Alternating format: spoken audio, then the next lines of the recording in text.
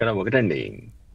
Already Kesireddy ని arrest చేసినప్పుడే ఆ రిమాండ్ రిపోర్ట్ లోనే చాలా స్పష్టంగా అనేక అంశాలు ఇచ్చారు. ఆ రిమాండ్ రిపోర్ట్ లో ఇదంతా ఒక కుట్రపూరితంగా అనేక మంది కలిసి చేసింది. దీంట్లో వీళ్ళందరూ కూడా ఇప్పటి వరకు ఉన్నండి స్క్రీన్ మీద కనపడే వాళ్ళు ఉన్నారు. అంతేకాకుండా షెల్ కంపెనీస్ ద్వారా, అలాగనే హవాలా ట్రాన్సాక్షన్ ద్వారా సొమ్ము బదలాయింపులు జరిగినాయి. అలానే బంగారం కొన్నారు, అలానే హై ఎండ్ వెహికల్స్ కొన్నారు, అలానే రియల్ ఎస్టేట్ అదర్ బిజినెస్ లో పెట్టారు ఈ సొమ్ము అంతాను. అలానే రా మెటీరియల్ సప్లైస్ కొన్నారు, రా మెటీరియల్ పర్చేజ్ చేశారు. అంటే ఏ కంపెనీకి చేశారు ఏంటి?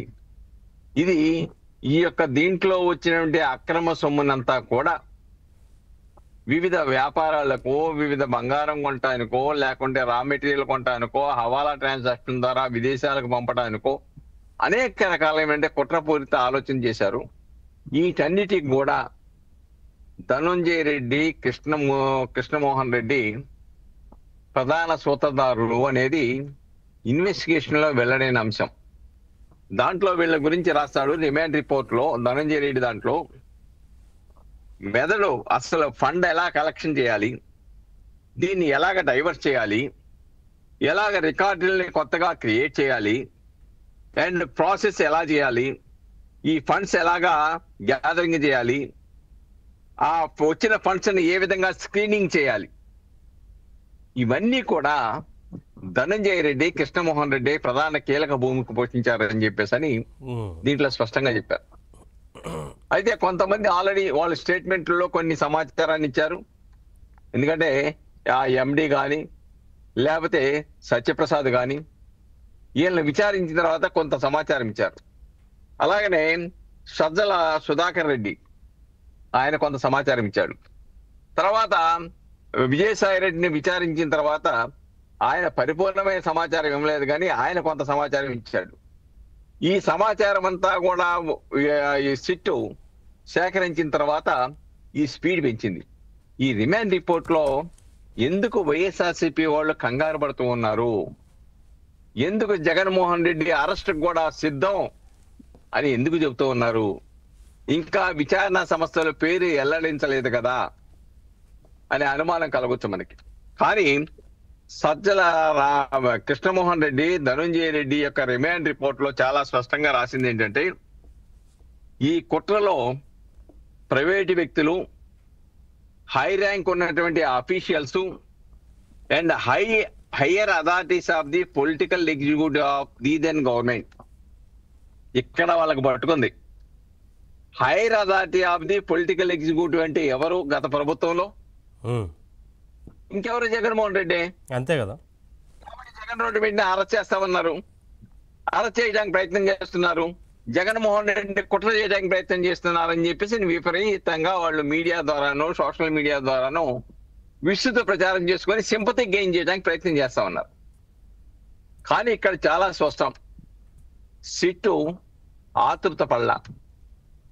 గత ప్రభుత్వం లాగా ఆధారాలు లేకుండా చంద్రబాబు నాయుడు గారిని అరెస్ట్ చేసిన లాంటి సంఘటనలు కానీ, లేకుంటే అరెస్ట్ చేసి ఎంపీ లాంటి రఘురామకృష్ణరాజు లాంటి వాళ్ళని థర్డ్ డిగ్రీ మెథడ్స్ ఉపయోగించడం కానీ, లేకపోతే ఎందుకు మీ ప్లేడర్లను మేము అనుమతించము, ఏ కేసులో అరెస్ట్ చేశామో మీకు సమాచారం చెప్పనని చెప్పడం కానీ, ఇలాంటి ముద్దాయి హక్కుల్ని ఎక్కడా ఉల్లంఘించాలా ఈ కేసుల్లో.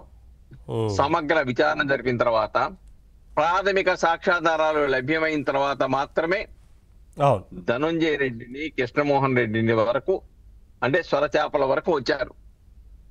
ఇప్పుడు ఎవరైతే hire authority of the political executive అని అంటున్నారో అది తాడేపల్లిని తాగడానికి సిద్ధంగా ఉంది. సో అదే అర్థం చేసుకున్నారు కాబట్టే వారి పార్టీకి సంబంధించిన నేతలు ఈ రకంగా మాట్లాడుతున్నారని అంటారు, అంతేనా? అందులో సమస్య ఉంది. ఇది రిమాండ్ రిపోర్ట్ లో స్పష్టంగా వాళ్ళు పొందుపరిచారు. ధనంజయ రెడ్డిని, కృష్ణమోహన్ రెడ్డిని అరెస్ట్ చేసినప్పుడు ఇచ్చిన రిమాండ్ రిపోర్ట్ లో అంశం ఇది. దీంట్లో వీళ్ళ పాత్ర క్షుణ్ణంగా ఉంది. అంతా కూడా ఇక్కడ ఈ సొమ్మంతా అక్కడికే చేరిందని చెప్తూ ఉన్నారు. అలానే మన భారతీ రెడ్డి గారి దగ్గర ఉన్నటువంటి గోవిందప్ప గోవిందప్ప. గోవిందప్ప ఆయన పాత్ర ఉంది. కాబట్టి ఇది ఎక్కడ జరుగుతుంది? గోవిందప్ప గాని, లేకుంటే కుడి ఎడమ చేతులుగా ఉన్నటువంటి ధనంజయ రెడ్డి గాని, లేకపోతే కృష్ణమోహన్ రెడ్డి గాని, జగన్మోహన్ రెడ్డికి ఈ సొమ్ము వీళ్ళ దగ్గరకు వచ్చిన తర్వాత ఈ యొక్క పైన ఉన్నటువంటి hire authority of the political executive ఆదేశాలు లేకుండా వీళ్ళు ఈ యొక్క కుట్ర చేయగలరా? ఇది సాధ్యం అవుద్దా? ఇది ఎక్కడి నుంచి జరిగింది? వీళ్ళిద్దరు ఎక్కడ వాళ్ళు? గత సీఎంఓ ఆఫీసులో పనిచేస్తున్న క్రియాశీలకమైనటువంటి అధికారాలు ఉన్నటువంటి వ్యక్తులు ఇద్దరు. ఈవెన్ మినిస్టర్ కూడా ధనంజయ రెడ్డి యొక్క ఆదేశాలు లేకుండా కలవడానికి అవకాశమే లేదు.